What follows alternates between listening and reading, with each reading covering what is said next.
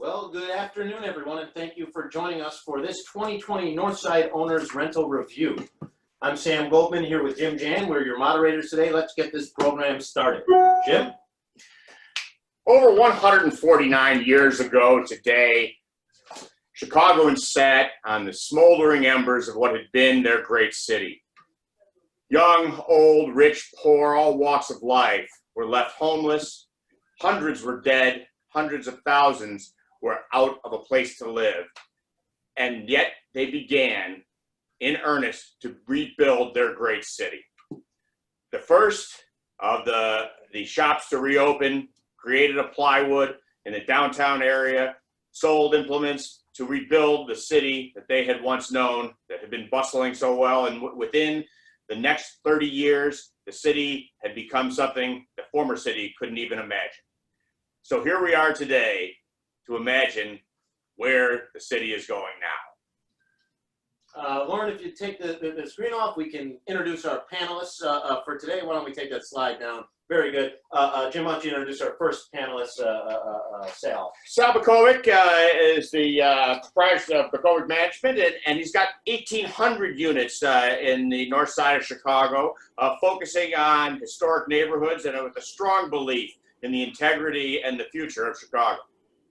Joining us, not driving, but rather parked behind one of her buildings because she's active in her own family portfolio, is Diane Tanios, president of Tancor, vice president of Tancor Inc. Diane has been a real estate professional for over 22 years, and as I mentioned, manages her family portfolio on the north side. But moreover, and very important to us, Diane pays attention to housing and development policy here in Chicago and statewide. As a member of several SSAs and other organizations, she really has her ear to the ground like none other. Jeffrey Michael has been in the business for over 18 years as the COO of Horizon Realty. He's got a portfolio of over 22 buildings in Chicago, and in a previous life was the law firm of Altimer and Gray, where he handled complex commercial matters. Lastly, we've got our moderator sitting next to me is the fine Jim Jan, principal of JAB Real Estate. Jim has been developing, renovating, and owning buildings in Chicago's north side for over 20 years, and Jim has recently expanded his focus to include other growth markets in the United States.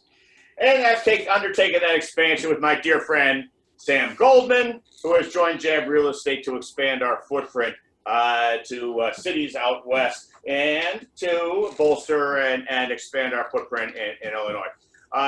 Sam is one of the founding partners of Arbor and oversees a sizable portfolio across the country.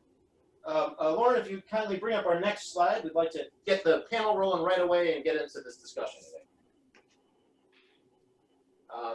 Put this slide together as a reminder of where we're at, because I was hoping for the first part of our program today we could discuss how we got here. I mean, in January, I don't think any of us were expecting our plumbers to show up in hazmat suits, and certainly we weren't dealing with the issues that seemed so long ago back in March and April, including the stay-at-home order. Thank you, Lauren. I think we've seen enough of our plumber friend here. We can go back to the wonderful faces of our panelists. But I really want to get into the nuts and bolts of what's going on. And Diane, why don't you lead off for us? What has changed for you operationally between February and today as we sit in October? Operationally, I've seen an increase in expenses in regard to tradesmen, in regard to the cost of just doing any work. Plumbing has gone up at least 30%. Electrical has gone up. Getting supplies, just being able to access materials, there's been a huge slowdown in that. I would say anywhere from 30 to 70%, depending on the industry. And I've seen a huge increase in my need to communicate very regularly with tenants on a one-on-one basis, on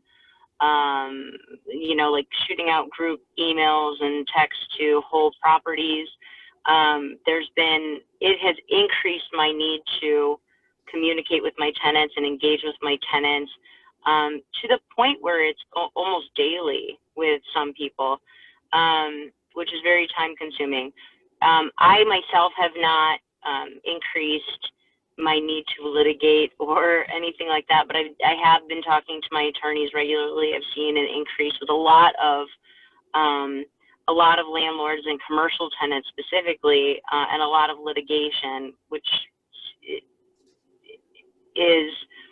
seems almost counterintuitive, but there's been an increase in that in industry wide. So in terms of me specifically and dealing with my properties, constant communication, difficulty accessing supplies, and an increase in expenses, an increase in the cost. I think at the beginning, I saw a lot more leniency and a lot more cooperation from utilities and a lot of people trying to work together. I think now I'm seeing that change a bit. It's shifting a bit. I think people are a little less willing, because it's gone on for so long, to be flexible and to work around certain things. So I've seen that as well. Sal, have you seen a similar difficulty with the price of labor, the price of materials, the collection of rents? Has this been your experience? Sal, let's hit that mute button real quick for you. There we go. Fantastic. Be it a big time webinar like this. Or no one warned me that. Okay. First, I'll get to that. But guys, Jim, Sam, hell of a dramatic Chicago fire. Talking about wow, and we're great. Wow. So let me. I'm going to try to put a little perspective on things, if you don't mind. We had it. Basically, we had the heart attack, right? And we woke up thinking, "Oh, we're going to survive." And we saw April. And we were afraid that we weren't going to get any rent. And then the rent came in. And then we survived April. And then we went into May. Oh, we're going to survive May. And we survived May. And then we looked at our friends who, some work in hotels, and we said, oh, thank God I'm not him, right? And then we said, we looked at our retail guys and said, oh, thank God I'm not him. And we were just relieved, right? And then we saw that the rents and our collections were holding up respectively outside of some outside of some people that had issues, right? So basically now, here how I see it, and we're in September, actually in October, and a good friend of mine who's part of our group here, not in this group, but I'll say I'm going to reference Mike Glasser. I remember had months ago we talked to Mike, and Mike's like, wait for September. And basically we're in October, and September is where we've really gotten hit. And that's kind of where the damage, now we survived the heart attack, we're kind of still in a trauma, and now the damage. And I think the damage has started in September, and that's where we're at. Now, yes, for sure, we have to increase our costs when it comes to adding more labor, adding more cleaning. Our collections thus far, respectively, have held up compared to if you're going to compare other businesses. But we have been hammered, and especially the last couple of months. And what's hurt is that our renewals, we've been able to work with residents, rent freeze extensions, been able to push them out to next year. But what's hurt is that the people that have moved out in August and September, we have backup. We have people that move right back in. Unfortunately, that has dried out. August to September, where we really bank on, has dried out. So that's kind of where we're at.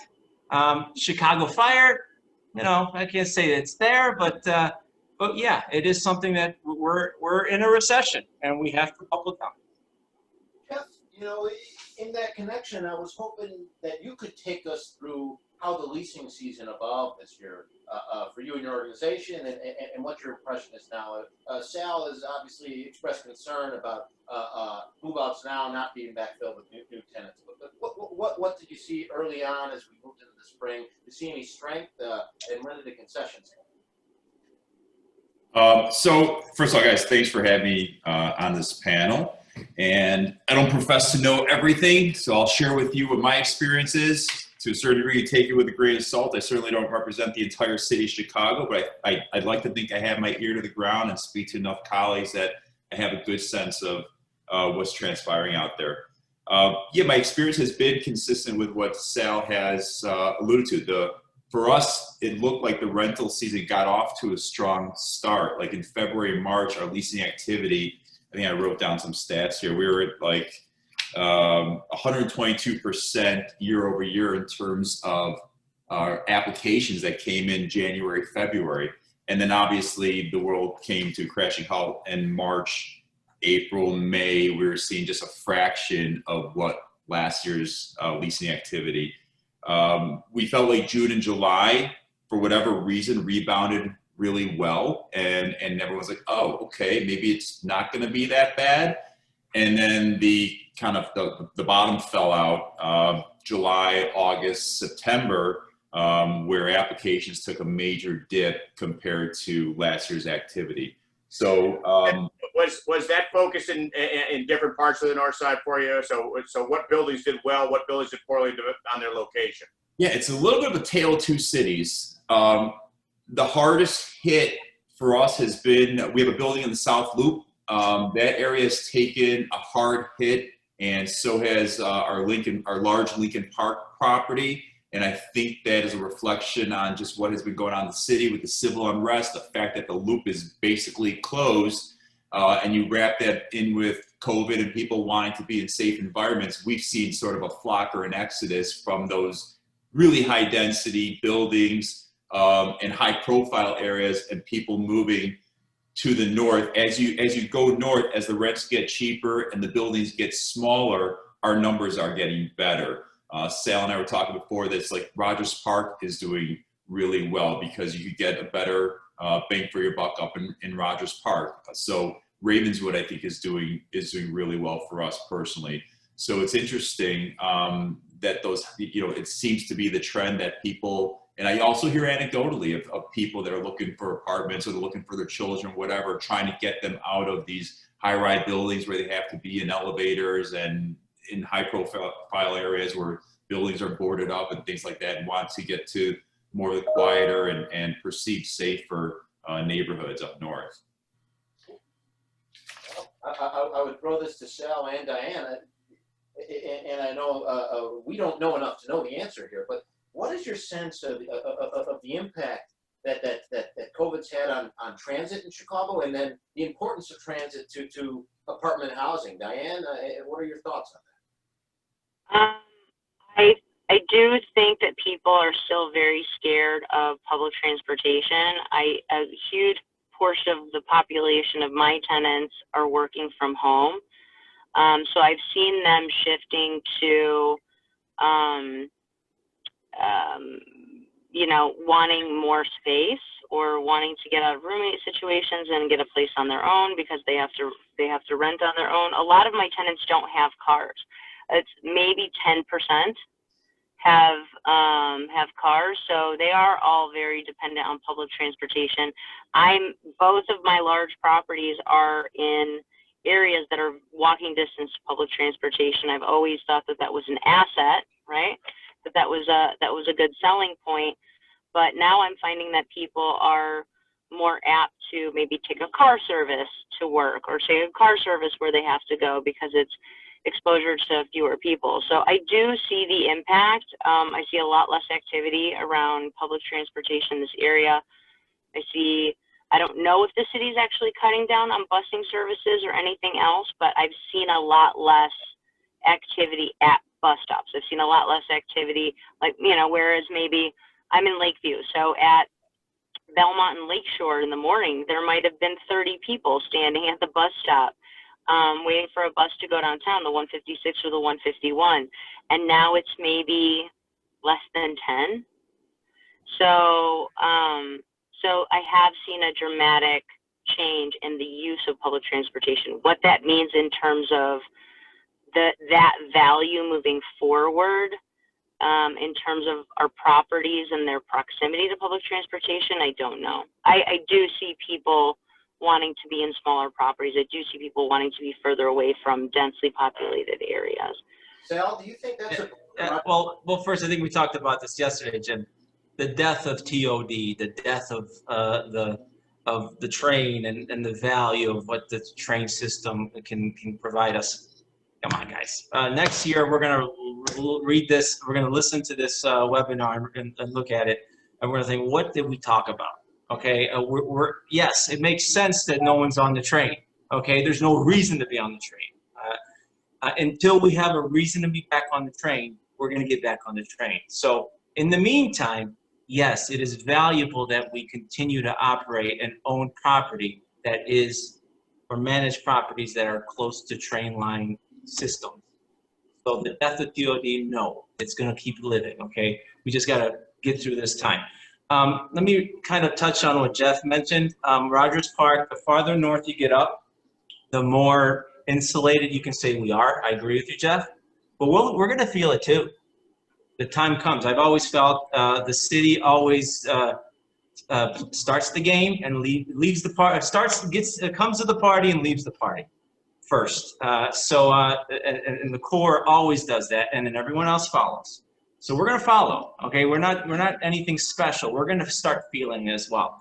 But the unit I'm in right now, I'm in a model unit at our development that we did at 7645 Sheridan, the Lakeside Terrace. We gutted it out to the core. We made all the bells and whistles and, washer dryers, everything. We created a nice little aesthetic. This is the model unit. We began lease up in March. We got to stable in September. This property is if one of the few good news of our operation was this property, because of the bells and whistles, and we priced it well, and it was a great value point. But let me tell you why we were able to get it stable. Because this property didn't have any leases coming up in July. It was all new leases, right? They're all new leases in June, new leases in July. You didn't have the issues of people freaking out in July, right? In June, and saying, I'm getting out of here. So, yes, this was a success, but we're going to start feeling it up here too, for sure. I think your example is prescient. And Lauren, would you mind bringing up our next slide? I'd like to show some data here. Now we're going to start getting into the nuts and bolts of rents and concessions in the leasing season. Lauren, do we have that slide there? It's a chart there. There we go. Let's see if we go to full screen so we can all see it. There we go. So we had the folks at JAB Real Estate compile some data. This is limited to Chicago's north side. The south side is a different story, but this is the north side owners rental review. And we wanted to look at occupancy rates, concessions, and its effect on effective rent, net effective rent from January to date. And as you can see, the trend here has been relatively, I'd say not an insignificant uptick in vacancy. We've gone from 5 to about just over 7.5% vacancy. But to maintain that level of occupancy, we started giving away rents. That blue line represents the percentage of listings offering concessions. You see that trend is skyrocketing. In the meantime, effective rents are heading down. I'm not going to ask our panelists to prognosticate as to where rents will bottom out, but I would like you to discuss where you're at in occupancy this winter and what you did to either maintain that level or if you felt that it's best to hold off. Jeff, if you'd start us off there, where are you guys at generally in occupancy and what were the strategies you undertook to maintain that level? Right. Yeah, so as we touched on before, occupancy is certainly taking a hit. And anyone that tells you otherwise overall, I think is just not being truthful with you. And the concessions are certainly out there, and I think that's going to be part of the mix for the foreseeable future in order to maintain the occupancy. But as I told my people, it's all hands on deck because every prospect or applicant that comes through the door is precious. So, I've been telling my people to pounce on every lead that comes in the door and take it seriously, act on it immediately. You got to do everything possible to maintain what you have now because I think the rental season is basically over. We're sitting here in October. Historically, you're kind of sitting pat until February or March. So you got to do whatever you can, in my view, to maintain the tenants that you currently have. And also it kind of goes hand in hand here is collections and it's the bottom. Oops. Sorry about that. So what goes hand in hand here is also the collections of your occupied units, and you'll hear stories of, oh, okay, well, it's not that bad. We're collecting 97% of our collections. But what you have to factor into that number is you're dealing with a lower occupancy. You're dealing with your handful of tenants that are probably in an evict status that they're going to sit there and eat up, units that are non-revenue generating also. So you got to be careful, especially also when we talk with the collection amount too, because when you hear these numbers of, well, I'm collecting 97, 98% of what I was before. I don't know if that's telling the full story also. So all these things kind of go hand in hand. Diane, has that been your experience? Have you seen the drop in occupancy and the drop in collections? I have. I've seen a small drop in occupancy, not dramatic. I've had some tenants who, like I said, were looking for more space and moved to bigger units, but I had to offer the units at a lower price. So I have seen a small drop. It's not huge, but I think that it's going to kind of progressively get a little bit worse through the winter, and I don't know that we're really going to see a significant change or see it go up until maybe spring. Like this, I think that we're going to have to see this clear before we really see that change. I saw my leads drop off completely in September. I mean, I went from getting probably, I don't know, 60, 70 leads a month on 100, on maybe like 13 units or 10 units or 6 units to getting 4, 5. So I had the same experience as everyone else that, in September and October, it just kind of dried up. The well just kind of dried up. So, I think my tenants are working really hard to try to pay their rent, but I've got a handful of tenants that are not able to at all. So when I think of forecasting vacancy over the winter. Say that again? What are you forecasting for your economic vacancy over the winter? How many tenants do you think are going to be moved to half pay or non-pay at all? I would say right now I'm probably at about 6%. I think it'll probably go as high as like 10 or 15. So I'm pretty steady right now. I've been lucky, but I'm estimating that it's going to go to about 10 or 15% of occupied units, not including like actual vacancies. Sal, does that number register with you? I don't want to throw numbers out because here's the problem we're in right now. We're in this vacuum.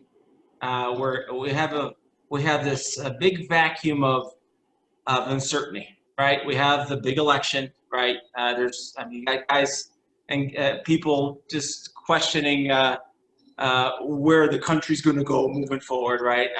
There's the issues that we had local, right? So you have this question of people wanting to move in the city because of what we've gone through with COVID. You have the economic issues.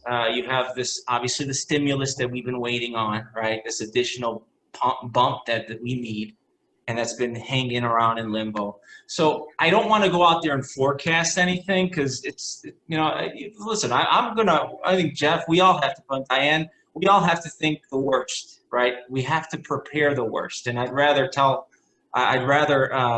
make sure we're activated that way than look at things rosy. But for sure, I think like I said, we got hit in September, and October we're hopefully going to be stable, right? Collections, yeah, big question that you mentioned that, Jeff. Yeah, you can collect, you can say you're 98%, but what's your occupancy? At the end, what's your gross income? Which, looking at things, let me give you this, my little in the weeds, in the sausage, I like to say.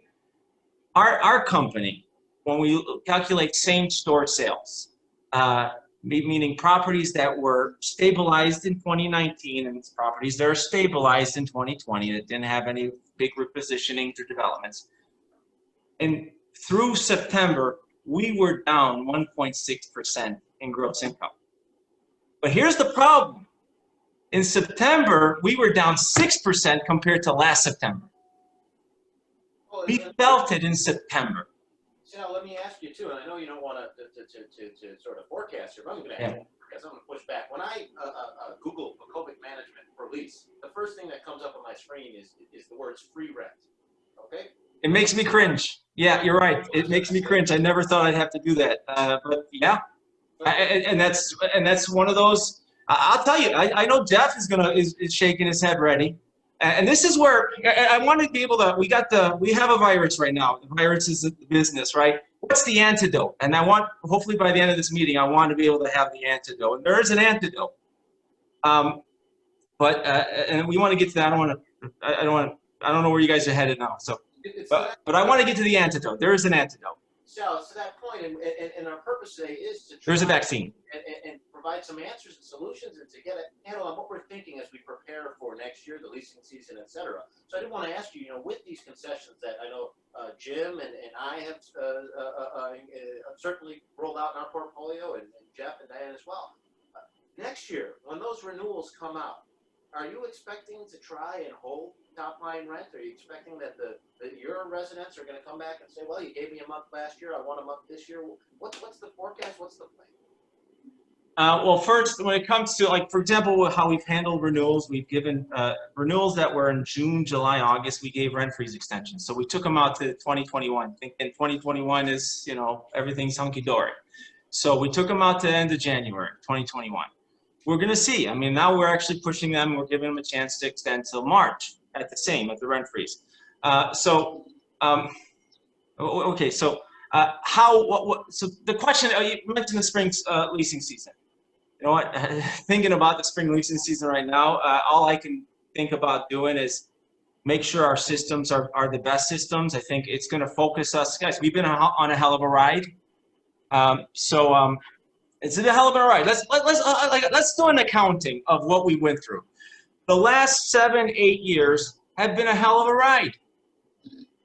So that said, this is a pullback, and it should give us an opportunity to really focus on managing better, tightening our operations, making sure all our CRMs and all our expenses across the board are nice and tight.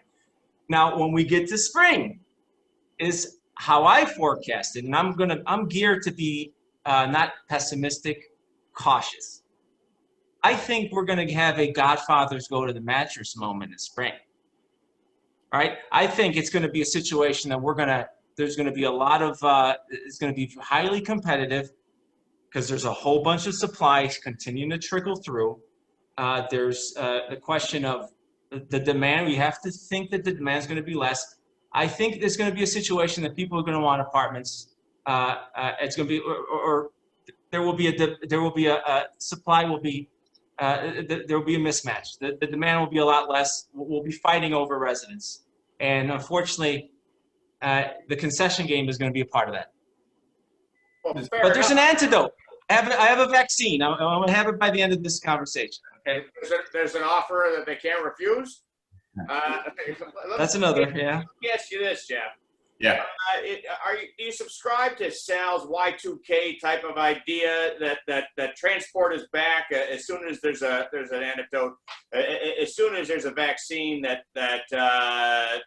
transportation is fundamental, and this is just a distant memory? Or, in the case that it's a choice, are there neighborhoods that are going to be compromised for a long period of time? You've got holdings in the South Loop, as you've mentioned. Will those see a downturn that's going to be long in the recovery, if at all?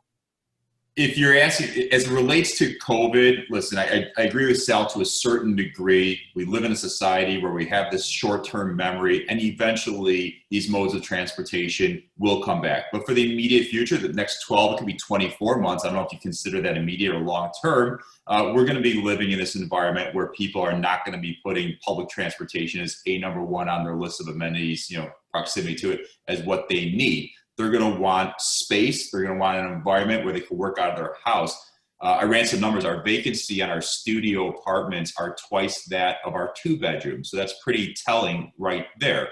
But listen, we're in one of the greatest cities of the world. We're in Chicago. It certainly has its problems. It scares the heck out of me. I talk to colleagues every day and tenants that are just, fleeing Illinois, fleeing Chicago. And we have to combat that. The city's got to get its act together in terms of its finances. There's a lot of things at play here.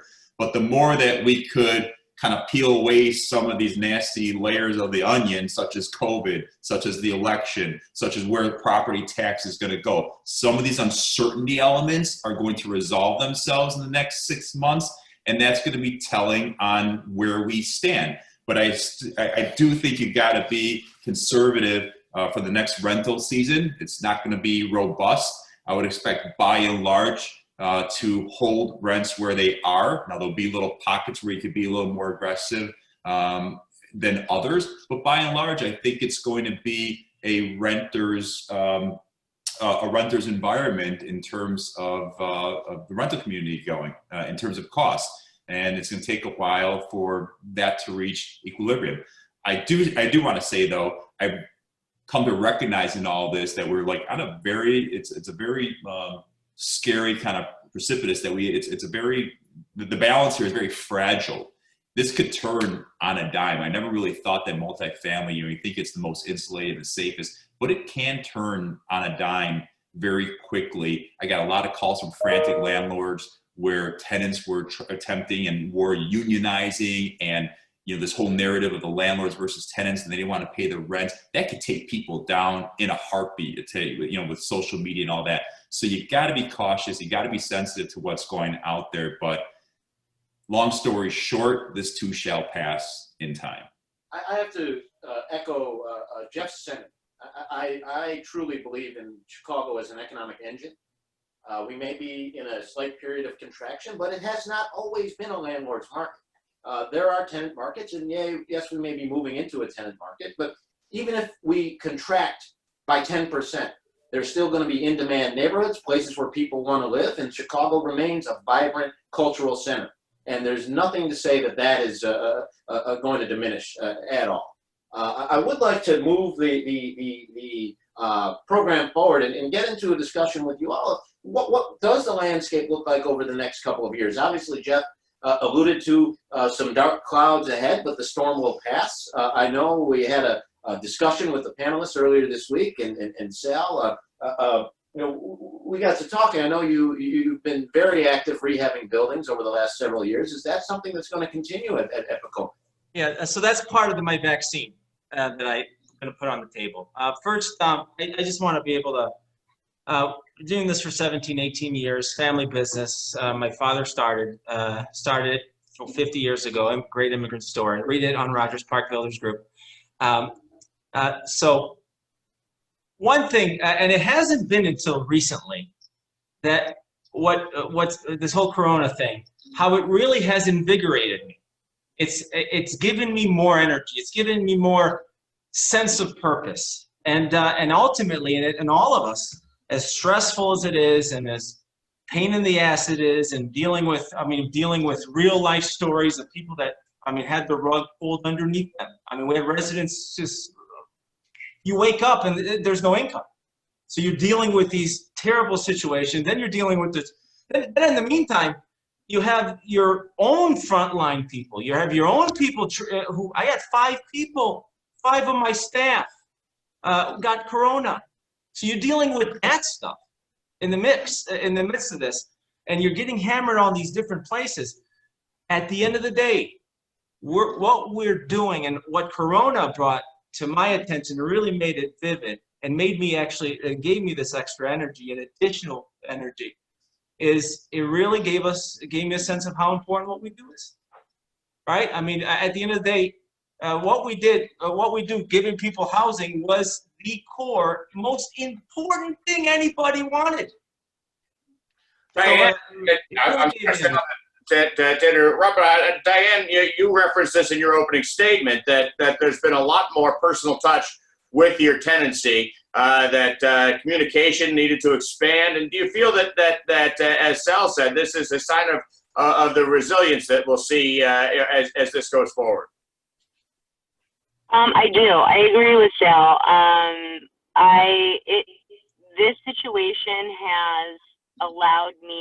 has created a shift for me in my thinking and the way that I look at the work that I do.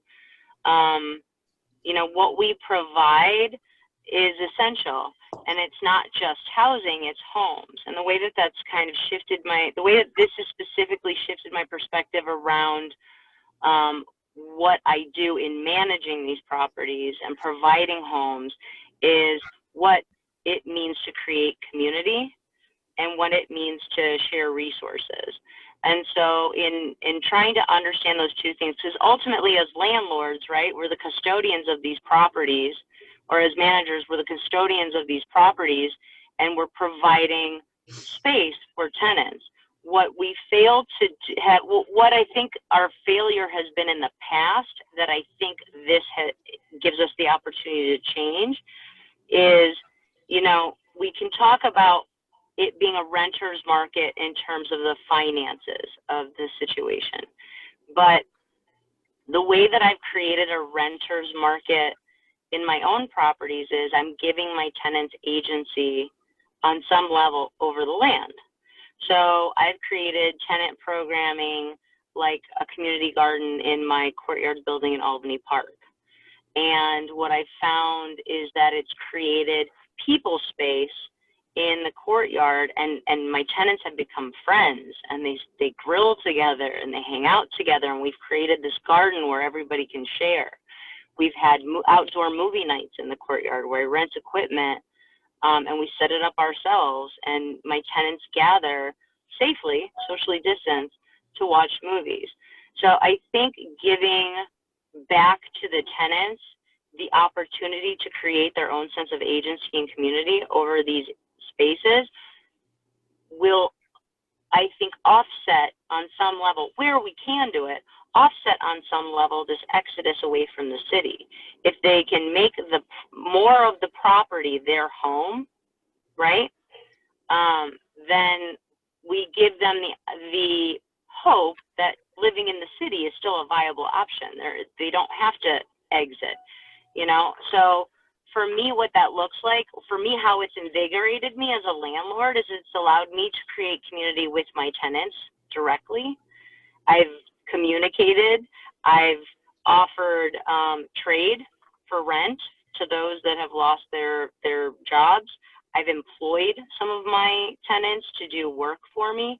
And I think just having the opportunity, or knowing that there is that flexibility or that direct contact with the owner, and having that conversation so that if they need something, they know that they're being heard.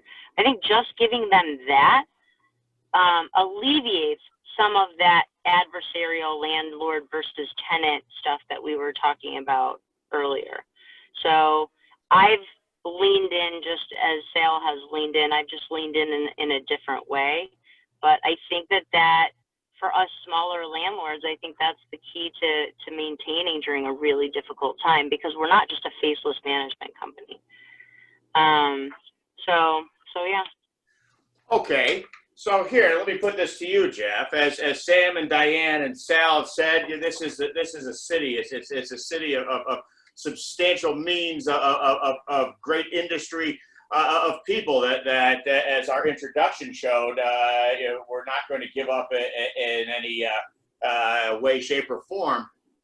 However, let's look at the beginning of next year in terms of the leasing season, and let's say that we've got economic vacancy. Let's say that we are not beyond the COVID situation. Let's say that the kids that are graduating college are graduating into their parents' basements. That proximity to jobs doesn't seem so terribly important. Let's say the civil unrest rears its ugly head again, and out-migration continues. Let's say that then, just to keep this shiny idea going, that the glut of apartments causes this falling knife idea that we're looking at. Are you buying apartments? Are you going to buy buildings? Under that scenario they just painted, absolutely not.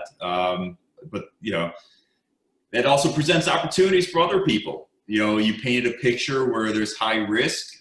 Risk likes to be compensated. It's all a matter of, it's a function of price. We're going to see values come down under that scenario that you've painted.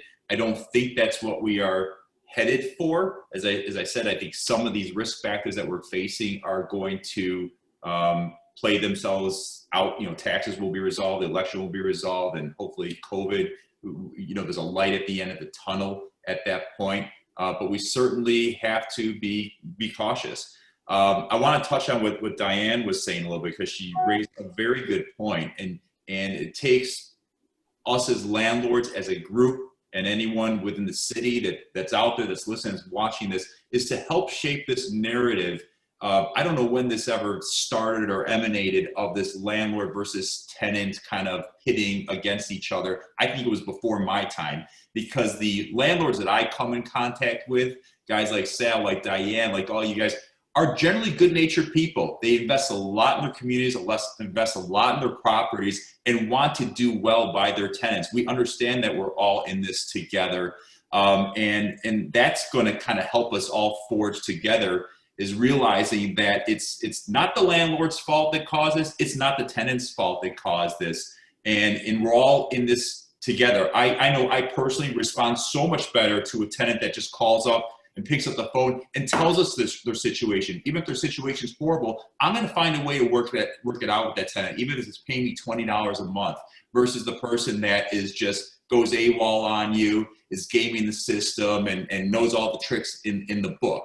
You know, so I just want to make that point out there. I hope we continue to work collaboratively on changing the narrative and making sure that people understand that landlords as a whole, we're in this together, and we recognize that.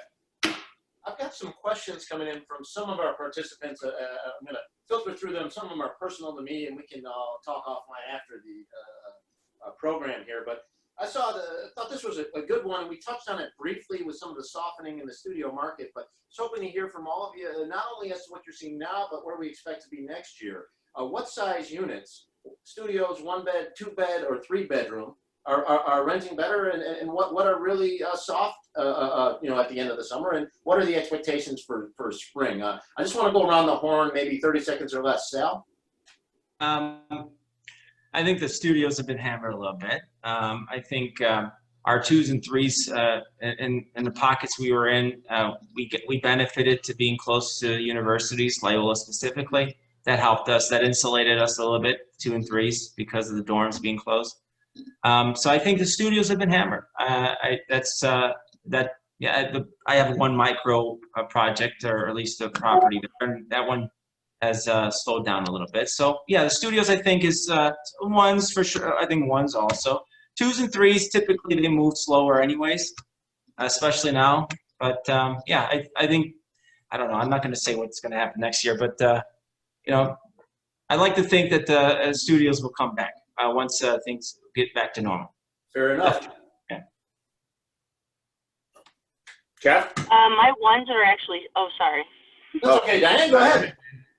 My 1s are actually really strong. My 1-beds are really strong. They've stayed strong. And my 2s are soft.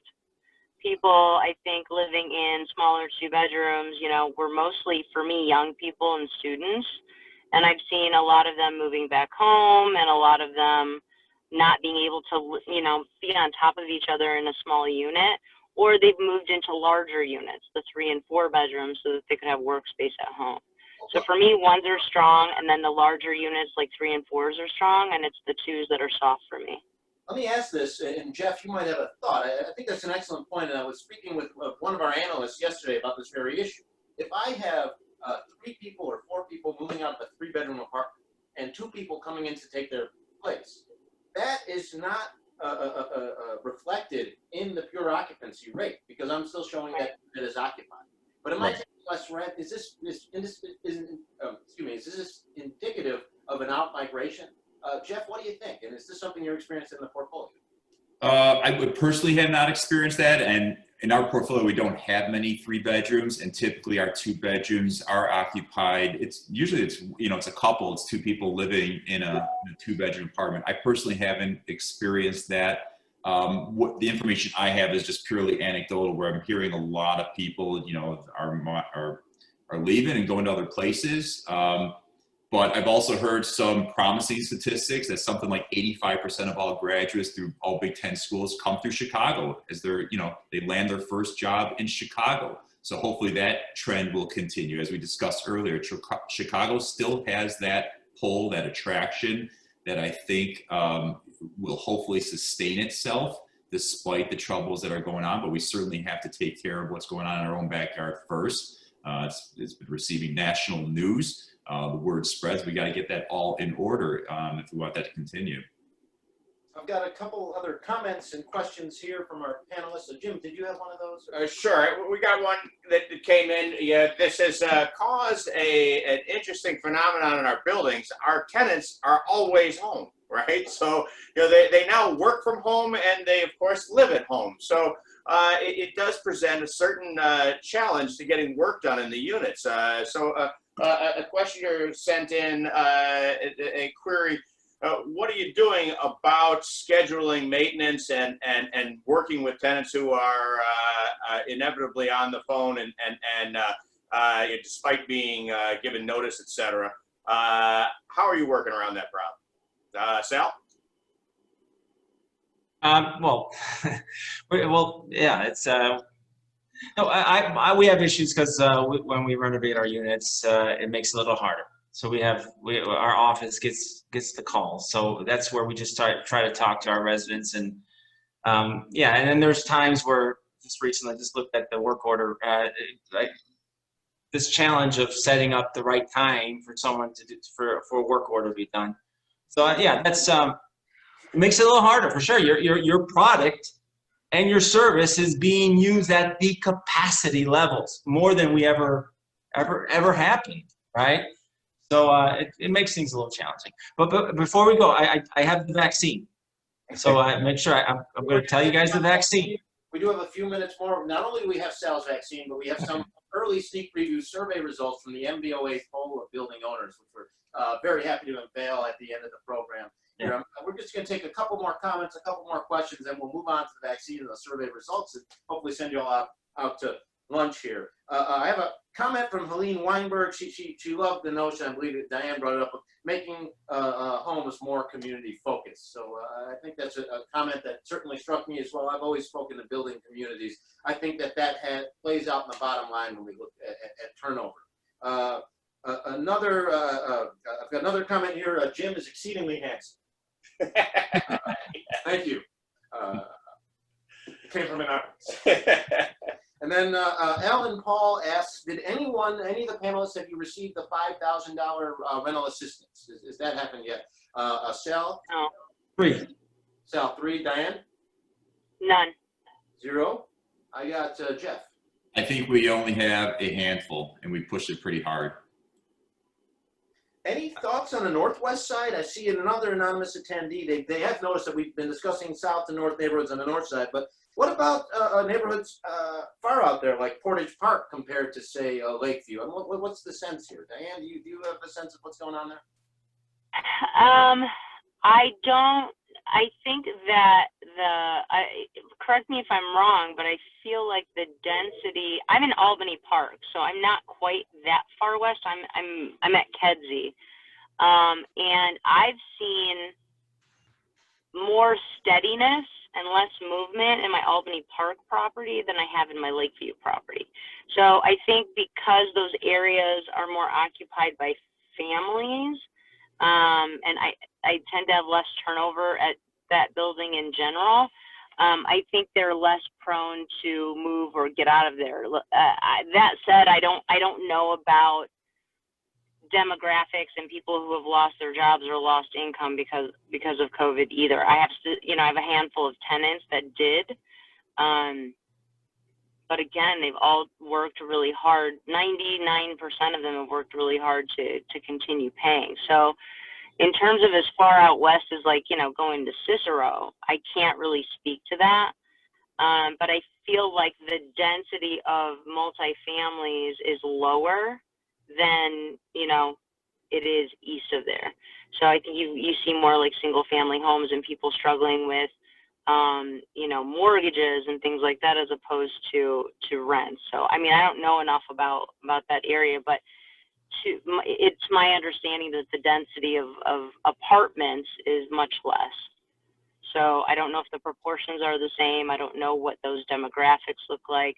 I know that someone sent out a PowerPoint about specifically demographics that are suffering or that, have lower confidence in terms of being able to pay rent. So I don't know how that plays out in that area because I don't know the demographic makeup of that area. But I would imagine if there are large African American and Latin communities that and those were the populations that were expressing less confidence, that would be an issue. Well, thank you. And Jeff, I'm not sure. Horizon, how far northwest do you guys go? Yeah, I must confess I'm relatively ignorant when it comes to the northwest side. Most of our properties are east of the expressway, the Edens. So I can't add, just for the group, I have a lease up going on right now just west of Central Park, and we are seeing activity. I think there is a flight to value right now. Folks who are saying, hey, I don't want to be paying $283 a foot where I can be paying $2, $215 and have a somewhat similar product, especially today as they don't require the transit connection. Yeah. For sure. I think that's the trade-off for those people that are considering, are my alternatives going home and living with my parents, or, perhaps choosing a place of cheaper rent. There's some people that can make that choice and find something on a smaller price per square foot. And that's why I think the northernmost areas are doing a little bit better. Jeff, I know you alluded to taxes a couple times, and I think Jim has a question from the next, from one of the tenants here. Let's see if we, sorry. I don't think that was a tax question. It is a tax. Underwriting. On the underwriting question, yes. So to the extent that you're always looking at to be in the acquisition mode, and that next year may be a prime time to buy, given the negative forces that the panel seems to collectively think that are transitory. How are you looking to underwrite properties that you'd acquire, given the condition of economic and actual vacancy and increased expenses? For me personally, any deal that I'm looking at in Chicago, whereas before I was underwriting taxes to maybe 10 to 12% of gross income, I'm underwriting it to 15, 16% of gross income.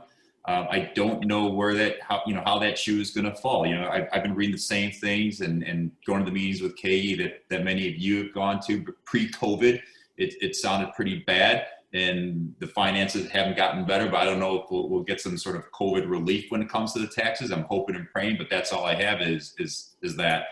So basically, I would say about 15 to 60% is what you should be underwriting to be safe. What about vacancy, economic, and then concessions? Yeah, I mean, vacancy, I think for the next 12 to 18 months, you're going to have to account for a full probably 6% vacancy to be safe, and then probably another 3% in bad debt and in collections. So you're talking almost 10% economic vacancy. Right. And as Mike Churros is pointing out right now, in the 1980s, real estate taxes were 20 to 25% of gross. Can we sustain that? Is that sustainable, Sal? I like Mike. I remember having a long time conversation with Mike about his 25% underwriting for taxes. Yeah, I'll do 25% underwriting for taxes. Why not? It's one of those questions of, we'll say 10%. I think that's what the banks do. Most importantly, what the banks will underwrite. I think we're going to be okay for the next couple of years, and we'll see from there. So that's for sure. Taxes is going to be a question, I'll put me down for 25, Mike Cheros. I'll underwrite your property for 25%. Well, let me ask a more technical question, though, and this may integrate as between the panelists, because, I believe the agenda is fair assessment. I didn't hear the word accurate assessment, but fair assessment seems to want to focus in on assessments in Lakeview, Lincoln Park, really the core of the core neighborhoods. Do you think you're at advantage in Rogers Park, Sal, because you you're sort of outside the main bullseye in this target? It's not necessarily, well, how taxes work, right? Fritz Kagi, Rogers Park Builders Group, such a great job getting him involved. Fritz Kagi, our assessor, was saying that the best operators in a neighborhood have the best opportunity their expenses can be lower, because at the end of the day, it's all averaged out. So if you operate at the maximum level and you get the most out of the property, the percentage of tax per from that gross income will be lower compared to other people because you are operating at a better level. That's where right now, that's why we've been working hard on Rogers Park, is there is that opportunity, there's that arbitrage, you want to call that, where we can take advantage of the tax bill at this time. Will that be something, will that be the case in a couple of years? We'll see. But there is this opportunity because anywhere, and Jeff has done this historically. You operate in a market, you're one of the top operators in a market, you will also get the benefit of that. It's not hard, it's not easy to be a top operator because you have to invest hard in your properties. But at the end of the day, you get the benefits compared because your tax bill will be lower from a percentage basis to your gross income compared to other people. You're taking advantage of the market. And Diane, and I know, thank you so much for joining us today. I know you're going to have to leave us at a hard one. We're going to go to about 1:10 because we've got some survey results. And I have the vaccine. Don't forget, I have the vaccine. But Diane, to sell. It's being recorded though, so I can watch it later. Okay, I can watch the last 10 minutes. But Diane, I do want to follow on the sales point here. You know, as a smaller operator, as a family office yourself, do you feel that you are better positioned to sort of maximize the percentage of growth? I say that not to besmirch the names of all of our fellow third-party managers out there, but is there some magic sauce that you have that you think you can implement? Yeah, me. I'll tell you, I did this job for 20 years with a staff of 4 to 6 and a collective of maybe 20 to 30 subcontractors. And I'm now operating, that's part of what COVID did and a bad third-party manager. I had to learn how to operate really lean and do it the way my father did it, 25 years ago. And so I've streamlined everything I've done, and I can operate at such a low margin in terms of actual management costs that if I had to, so operating at optimum for me is possible. It is possible as a small operator. I think I am operating at optimum right now. I mean, I've managed to sign 2 commercial leases after coming into COVID with 3 out of 8 commercial vacancies. I'm now renting 2 of them. I'm signing leases this week. And part of it is because I'm so hands-on, I'm so involved. There's no third party. There's no like third, fourth voice filtering information. I can operate optimally. No amount of turmoil, and we've seen a number of forces at work here comes without creating big opportunity. So I'd just like to go around the horn quickly and ask what you think the opportunity is, whether that's opportunities to move your existing properties to change them, whether it's opportunity to acquire new properties, whether it's general locales that you think might be benefited by the current conditions. Everybody, if you could pitch in. Jeff, let's start with you. Like I alluded to, I think there's certainly be opportunity there because unfortunately, banks are going to come calling on some of these properties. The forbearance situations are eventually going to burn off. So if you're sitting on cash and you're patient, there's going to be opportunity there. Values have certainly come down. Right now, from what I'm seeing and the deals that are coming across, there's still a disconnect between what the sellers want and what the buyers are willing to pay. But I've passed on deals that probably just 8 months ago I would have been all over on and jumped on.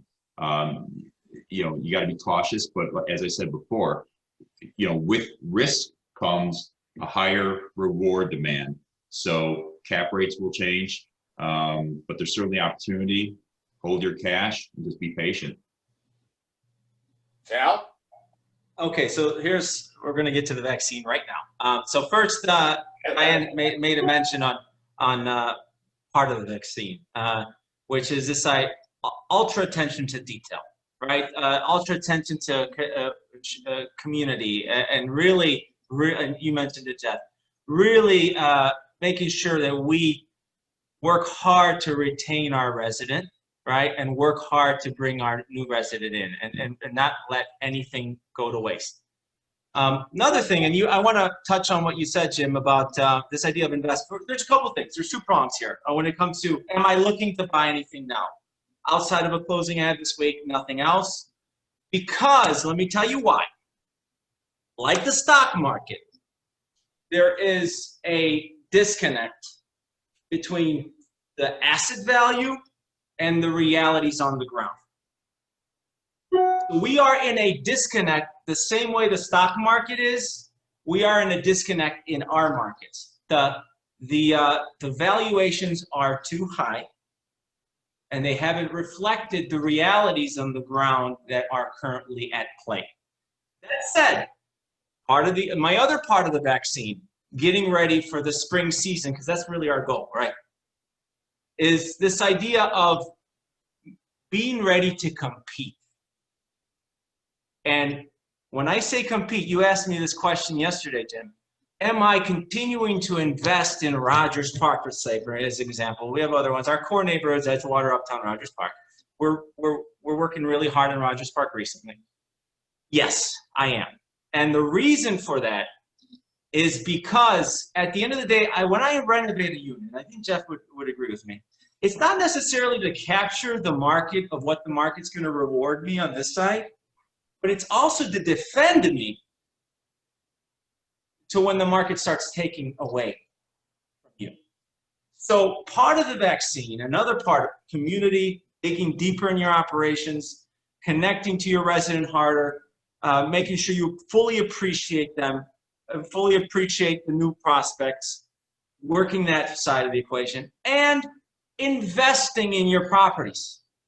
I guarantee you, your returns will be higher, and I've said this for years, your returns will be higher if you spend money in your property now than compared to try to buy supply that's out there now. Make your supply better. Get ready for spring, because what's going to happen in spring, and I'm preparing for it, and Jeff's preparing for it, is if we have to, we're going to concession the hell out of things. We're going to cut our rates because our bases are low. We're going to cut, and all of a sudden, that guy who's operating at a mediocre level is going, if he's not competing and making, because everyone's going to be conditioned to have a nice apartment. Okay, more and more, these young folks, these 20-year-olds, 25-year-olds, when I was 20 years old, I was happy I had a carpet in my college. I didn't care about the cabinets. These 20-year-olds, they want good good shit. You can edit that. So they want good stuff. So the idea is, and they're only gonna come to the market more, hopefully, and then you have to budget that. So the idea is you have to invest. Part of the vaccine is put the money in your building. Invest, just like the hoteliers. I got hoteliers, they're out there, you know what they're doing right now at this downtime? Oh, we're just gonna invest it. Obviously, you have to have basis, you have to have the capacity, you gotta have some ability to do that. But I think if you do that, you get ready to compete for spring. You obviously have deeper connections with your residents, work harder on your prospects. I think we'll get through this. Write that down. Put on your shoulder. That's your vaccine. Poke yourself, Jim. You got it, Sal. Well, let me say this. My attention span for Zoom is quickly waning here. I did want to cover this over. So first off, thank you so much to Diane, who had to go for a meeting, but she was incredible. Sal and Jeff, thank you so much for taking your time, but moreover to provide some of your insights into the business, because this group of the Builders Clubs and the MBOA and us getting together, though we can't network in person and get together, is really how we all do our part to ensure we're maximizing our operations. And I always take away so much insight, and there's a ton of good ideas in these types of programs, even though there might have been 50 of them over the summer. But as part of our duty to give back to the community, we have had a slew of participants answer the MBOA Housing Provider Survey, which looked at the local COVID-19 rental impacts. And that survey is being released today, and you all have a sneak preview. So Lauren, thank you. You can pull up. We just have a couple of elements from the slide. First off, the big question: collections. How are collections going? As an overview point, as you can see, we had about 54% of respondents report collecting 95% or less of September rent. That means we have about 6% at above 95. At the bottom end, about 29% of respondents reported collecting 85% of that. How does that go? That's citywide. Let's shake out to the north side, please. Next slide, please. The next slide is somewhat similar. So we can see there is some skew that the south side collections are not quite holding up. Here on the north side, we've got 49% of respondents reporting collecting 95% or less. So that was comparing to 54% citywide. About 6 points are higher above 95% collected. Lastly is the occupancy question. This means so much to me. Next slide, please. This dealt with vacancy. Estimate the percentage of total available rental units in the Chicagoland area that are vacant today with no lease pending. So this is somewhat subjective, but as you can see, we had about 32% of respondents report no vacancy, about 26% in that 1 to 5%, and 21% in the 6 to 10% band. I think those in the 11% and up will have to start looking at operations because Chicago remains an in-demand city. I think that's very important to bring this all full circle to keep in mind that Chicago is a crossroads of America. We continue to be an economic engine, and we do have headquarters that have not fled the city en masse. People want to live here, and operators such as Jeff and Sal and Jim and Diane and myself, who are going to remain in Chicago, will navigate the waters. And the survey representing 400,000 units, I think really does provide a lot of insight into where across the city the numbers really fall. So it gives us a good picture of what the landlords are experiencing in a general basis. Lauren, if we get the next slide, please, and we'll wrap this up. And I would just like to thank all of our participants who showed up today. Thank you for taking the time to engage in the panel and discussion with us. But moreover, all of the attendees, thank you for spending time listening to the two of us collaborate.